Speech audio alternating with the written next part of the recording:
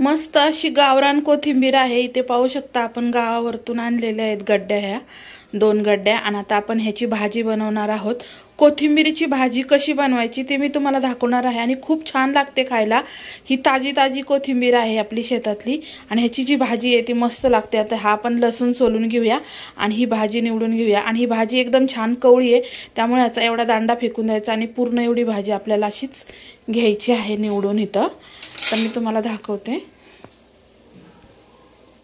छान मी कोथिंबीर निवडून घेतलेली आहे 2 गड्ड्या आणि तर लसूण पण सोलून घेतलाय। आता हिरव्या मिरच्या पण चिरून घेते आणि ही कोथिंबीर छान धुवून घेते आधी 2-3 पाण्याने।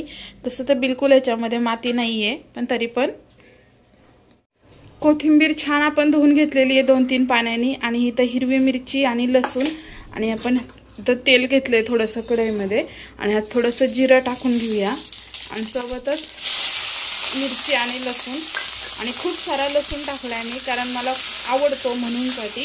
तुम्ही यातल्या 2-3 कळ्या पण टाकू शकता, मी खूप जास्त टाकलाय त्यामुळे सांगते आधीच। हे पहा किती मस्त असं मी 3 कांड्या लसूण टाकलेला आहे, मला छान लागतो लसूण फ्राय केलेला। आता हे छान फ्राय करून घेते मी।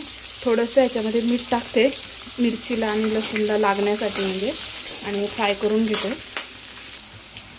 आता आपलं छान लसूण आणि मिरची फ्राय झालेली आहे, ते पाहू शकता किती छान झाली पहा।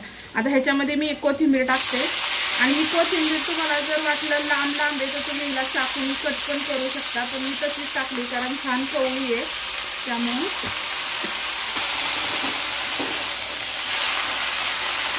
छान असं पलटी मारून घेतली मी